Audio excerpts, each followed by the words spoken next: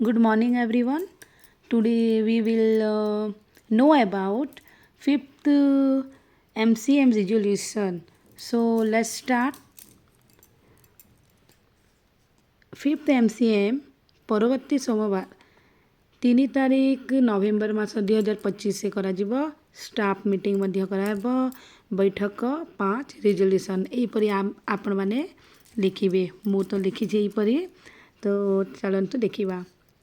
ଅଦ୍ୟ ତାରିଖ 3/11/2025 ସୋମବାର ଅପରାହ୍ନ 2 ଘଟିକା ସମୟରେ ଆମ୍ଭ ବିଦ୍ୟାଳୟ ପରିସରରେ HMଙ୍କ ଅଧ୍ୟକ୍ଷତାରେ ବିଦ୍ୟାଳୟର ସମସ୍ତ ଶିକ୍ଷକ ଶିକ୍ଷୟିତ୍ରୀମାନଙ୍କୁ ନେଇ ଏକ ଷ୍ଟାଫ୍ ବୈଠକ ଅନୁଷ୍ଠିତ ହୋଇଥିଲା। ଡାଇରେକ୍ଟୋରେଟ୍ ଅଫ୍ TENSCERT ଭୁବନେଶ୍ୱର ଓଡ଼ିଶାଙ୍କ ପତ୍ର ସଂଖ୍ୟା 6401 ତାରିଖ 24/2025 ଅନୁସାରେ ଚଳିତ ଶିକ୍ଷାବର୍ଷରେ ପଞ୍ଚମ ମାସିକ କ୍ଲଷ୍ଟର ସ୍ତରୀୟ ବୈଠକ ଫିଫ୍ଥ MCM ଯାହାକୁ ଆମେ କହୁ ର ଆଲୋଚ୍ୟ ପ୍ରସଙ୍ଗଗୁଡ଼ିକୁ ବିଦ୍ୟାଳୟର ସମସ୍ତ ଶିକ୍ଷକ ଶିକ୍ଷୟିତ୍ରୀ ବୃନ୍ଦଙ୍କୁ ଅବଗତ କରାଇଥିବା ନିମନ୍ତେ ଏହି ବୈଠକ ଅନୁଷ୍ଠିତ ହୋଇଥିଲା।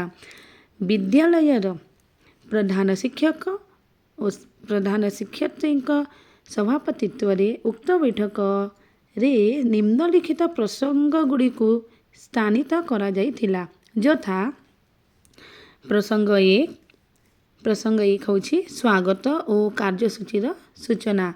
ପୂର୍ବ ବୈଠକର ରିକ୍ୟାପ୍। ପ୍ରଧାନ ଶିକ୍ଷକ ପ୍ରଧାନ ଶିକ୍ଷୟିତ୍ରୀ ଉପସ୍ଥିତ ସମସ୍ତ ଶିକ୍ଷକ ଶିକ୍ଷୟିତ୍ରୀମାନଙ୍କୁ ପୂର୍ବ ବୈଠକ ସମ୍ବନ୍ଧରେ ବିଷୟବସ୍ତୁକୁ ରିକ୍ୟାପ୍ କରାଇଥିଲେ, ଯଥା 1 ନମ୍ବର ଅକ୍ଟୋବର ମାସର ଶୈକ୍ଷିକ କ୍ୟାଲେଣ୍ଡର, 2 ନମୁନା ପାଠଟିକା ଶିକ୍ଷକଙ୍କ ଗତିବିଧି ଯୋଜନା, 3 ଶିକ୍ଷଣ ସୋପାନ ରେଜିଷ୍ଟର, 4 ବିଦ୍ୟାଳୟ ସ୍ତରୀୟ ପଠନ ପ୍ରୋତ୍ସାହନ ଅଭିଯାନ, 5 ବର୍ଣ୍ଣାଳୀ କାର୍ଯ୍ୟକ୍ରମ, 6 ହେଲା ଆମ ଜିଲ୍ଲା ଭିତ୍ତିକ ଶୈକ୍ଷିକ ଆଲୋଚନା। ତାପରେ ପ୍ରସଙ୍ଗ 2 ନଭେମ୍ବର ମାସର ବିଷୟବସ୍ତୁ। କ୍ଲଷ୍ଟର ବୈଠକ ଅନୁସାରେ ଶିଶୁ ବାଟିକା ଠାରୁ ତୃତୀୟ ଶ୍ରେଣୀ ପର୍ଯ୍ୟନ୍ତ ଲର୍ଣ୍ଣିଂ ଆଉଟକମ୍ ଆଧାରିତ ଶିକ୍ଷଣ କାର୍ଯ୍ୟକାରୀ କରିବାକୁ ନିଷ୍ପତ୍ତି ନିଆଗଲା। ଶିକ୍ଷକମାନେ ନଭେମ୍ବର ମାସ ପାଇଁ ନିଜ ଶ୍ରେଣୀ ଅନୁଯାୟୀ ଶିକ୍ଷକ ଗତିବିଧି ଯୋଜନା ଓ ପାଠଟିକା ପ୍ରସ୍ତୁତ କରି କାର୍ଯ୍ୟ ନିଷ୍ପାଦନ କରିବେ। ପ୍ରସଙ୍ଗ 3 ଥିଲା ଶିକ୍ଷକମାନଙ୍କ ଦ୍ୱାରା ବହୁ ଶ୍ରେଣୀ ପାଠଟିକା ଓ ଉପସ୍ଥାପନ।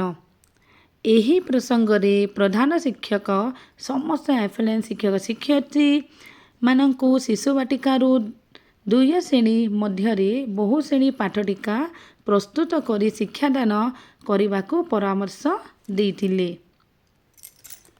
ପ୍ରସଙ୍ଗ 3 ଶିକ୍ଷକମାନଙ୍କ ଦ୍ୱାରା ବହୁ ଶ୍ରେଣୀ ପାଠଟିକା ଓ ଉପସ୍ଥାପନ। ଏହି ପ୍ରସଙ୍ଗରେ ପ୍ରଧାନ ଶିକ୍ଷକ ସମସ୍ତ ଆଫିଲିଏଟ୍ ଶିକ୍ଷକ ଶିକ୍ଷୟିତ୍ରୀମାନଙ୍କୁ ଶିଶୁ ବାଟିକାରୁ 2 ଶ୍ରେଣୀ ମଧ୍ୟରେ ବହୁ ଶ୍ରେଣୀ ପାଠଟିକା ପ୍ରସ୍ତୁତ କରି ଶିକ୍ଷାଦାନ କରିବାକୁ ପରାମର୍ଶ ଦେଇଥିଲେ। ପ୍ରସଙ୍ଗ 4 ଶିକ୍ଷଣ ସୋପାନ ରେଜିଷ୍ଟର। ଏହା ବହୁତ ଇମ୍ପୋର୍ଟାଣ୍ଟ।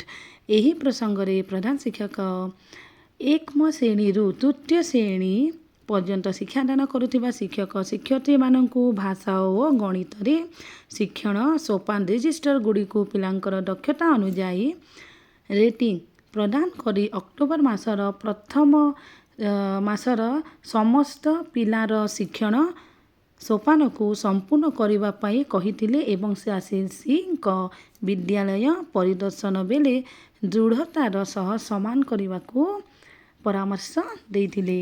ପ୍ରସଙ୍ଗ 5 CCCଙ୍କ ବିଦ୍ୟାଳୟ ପରିଦର୍ଶନ ଓ ଶୈକ୍ଷିକ ସହାୟତା। ଏହି ପ୍ରସଙ୍ଗରେ ପ୍ରଧାନ ଶିକ୍ଷକ ତଥା ଉପସ୍ଥାପନ କରିଥିଲେ କି କ୍ଲଷ୍ଟର CCC ପୂର୍ବ ସୂଚନା ପୂର୍ବକ ସମସ୍ତ ବିଦ୍ୟାଳୟଗୁଡ଼ିକ ପରିଦର୍ଶନରେ ଆସିବେ ଏବଂ ଶ୍ରେଣୀ କାର୍ଯ୍ୟ ପ୍ରଭାବିତ ନ କରି ଶ୍ରେଣୀ କାର୍ଯ୍ୟ ପ୍ରଭାବିତ ନ କରି ପର୍ଯ୍ୟବେକ୍ଷଣ କରିବେ। ପ୍ରାମାଣିକ ଫଟୋ ଓ ଭିଡ଼ିଓ ତଥା ସଂଗ୍ରହ କରିବେ। ଆମ ସମସ୍ତଙ୍କୁ ଶୈକ୍ଷିକ ଭୌତିକ ପରିବେଶକୁ ସଜାଡ଼ିବାକୁ ପଡ଼ିବ। ଶ୍ରେଣୀ ପର୍ଯ୍ୟବେକ୍ଷଣ ସାଧନୀ ସ୍ପୋର୍ଟ ଆସେସମେଣ୍ଟ ଆଲୋଚନା ଏହି ତିନୋଟି ଶୈକ୍ଷିକ ସହାୟତା ପର୍ଯ୍ୟାୟରେ CRCC ଏବଂ ବିଦ୍ୟାଳୟ ସମସ୍ତ ଶିକ୍ଷକ ଶିକ୍ଷୟିତ୍ରୀଙ୍କ ଦ୍ୱାରା ଫଳପ୍ରଦ ଶିକ୍ଷଣ ଓ ଶିକ୍ଷାଦାନ ପ୍ରକ୍ରିୟାକୁ ପ୍ରୋତ୍ସାହିତ କରିବା ସହ ପ୍ରତ୍ୟେକ ଶିକ୍ଷାର୍ଥୀର ଶୈକ୍ଷିକ ପ୍ରଗତିକୁ ନିଶ୍ଚିତ କରିବା। ପ୍ରସଙ୍ଗ 6 ନିପୁଣ ବିଦ୍ୟାଳୟ ସମ୍ବନ୍ଧରେ ପ୍ରଧାନ ଶିକ୍ଷକ ଏହି ପ୍ରସଙ୍ଗରେ ତଥ୍ୟ ଉପସ୍ଥାପନ କରିଥିଲେ କି ସରକାର ବୈଠକ ବର୍ତ୍ତମାନ ନିପୁଣ ବିଦ୍ୟାଳୟର ବିକାଶ ଦିଗରେ ଧ୍ୟାନ ଦେଉଛନ୍ତି, ଯାହା ନିପୁଣ ଓଡ଼ିଶା ମିଶନର ଏକ ଅଂଶ ଅଟେ। ଏହି ନିପୁଣ ବିଦ୍ୟାଳୟ ପଦକ୍ଷେପର ପ୍ରମୁଖ ଲକ୍ଷ୍ୟ ହେଉଛି ନିପୁଣ ଶ୍ରେଣୀରେ ଥିବା ସମସ୍ତ ଶିକ୍ଷାର୍ଥୀ ବର୍ଷ ଶେଷ ସୁଦ୍ଧା ଶ୍ରେଣୀ ଭିତ୍ତିକ ଦକ୍ଷତା ହାସଲ କରିବା ସହିତ ତୃତୀୟ ଶ୍ରେଣୀ ଶେଷ ସୁଦ୍ଧା ନିପୁଣ ହେବ।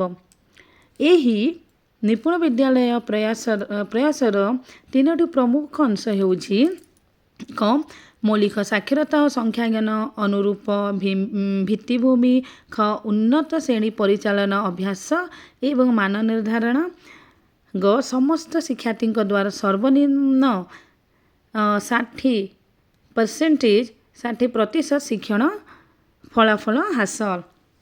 ପ୍ରସଙ୍ଗ 7 SOP teacher and student attendance ଓସିପାଙ୍କ ଲେଟର ନମ୍ବର 11452 MS25 ଡେଟ୍ 28/2025 ନିର୍ଦ୍ଦେଶନାମା ଅନୁସାରେ ସମସ୍ତ ସରକାରୀ ବିଦ୍ୟାଳୟମାନଙ୍କର US ୟୁନିଫାଏଡ୍ ଅଟୋମେସନ୍ ସିଷ୍ଟମ ମାଧ୍ୟମରେ ଶୈକ୍ଷିକ ଓ ଛାତ୍ରଛାତ୍ରୀମାନଙ୍କର ଆଟେଣ୍ଡାନ୍ସ ନେବାର ବ୍ୟବସ୍ଥା କରାଯିବ।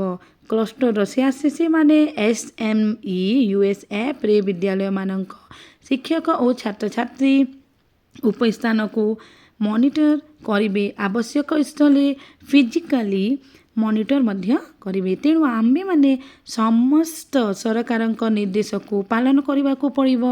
ନିଜ ନିଜ ମୋବାଇଲରେ SME ଆପ୍ ଡାଉନଲୋଡ୍ କରି ନିଜର ଟିଚର ID ଦେଇ ଓପେନ୍ କରି ନିୟମିତ ବିଦ୍ୟାଳୟରେ 10ଟା ପୂର୍ବରୁ ପହଞ୍ଚି କ୍ଲକ୍ ଇନ୍ କରିବା ଏବଂ 4 PMରେ କ୍ଲକ୍ ଆଉଟ୍ କରି ଘରକୁ ଯିବା। ପ୍ରସଙ୍ଗ 8 ଶ୍ରେଣୀ ପଞ୍ଚମ ଓ ଅଷ୍ଟମ ମୂଲ୍ୟାୟନ ଆସେସମେଣ୍ଟ ଫ୍ରେମୱାର୍କ 9/7/2025 ସୂଚନା ଓ 18/10/2025 ରେଜୁଲେସନ ଅନୁଯାୟୀ କ୍ଲାସ ପଞ୍ଚମ ଓ ଅଷ୍ଟମ ପାଇଁ ନୂତନ ମୂଲ୍ୟାୟନ ପଦ୍ଧତି ପାଳନ କରାଯିବ। FA1, FA2, SC1 project work, written work and annual ଏକ୍ଜାମର ସଂଯୁକ୍ତ ମୂଲ୍ୟାୟନରେ ଫଳାଫଳ ଗଣନା ହେବ। ପ୍ରତି ଶିକ୍ଷକମାନଙ୍କ ରେଜିଷ୍ଟର ସଠିକ ଭାବରେ ପ୍ରସ୍ତୁତ କରିବେ।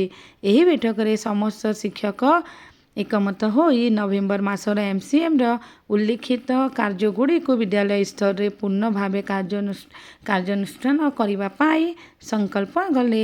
ଏଇଟା ହେଉଛି MCMର ରେଜୁଲେସନ୍ ଥିଲା ଆମର। ତାପରେ ଶେଷରେ ପ୍ରଧାନ ଶିକ୍ଷକଙ୍କର ସ୍ୱାକ୍ଷର ରହିବ, ଶିକ୍ଷକ ଶିକ୍ଷୟିତ୍ରୀମାନଙ୍କର ସ୍ୱାକ୍ଷର, ଏହା ଉପସ୍ଥିତ ଶିକ୍ଷକ ଶିକ୍ଷୟିତ୍ରୀମାନଙ୍କର ସ୍ୱାକ୍ଷର। ତାହେଲେ ଏହା ହେଉଛି ଆମର ପଞ୍ଚମ MCM ମିଟିଂର ଷ୍ଟାଫ୍ ମିଟିଂର ରେଜୁଲେସନ୍। ତାପରେ ପୁଣି ଦେଖା ହେବ। Bye bye.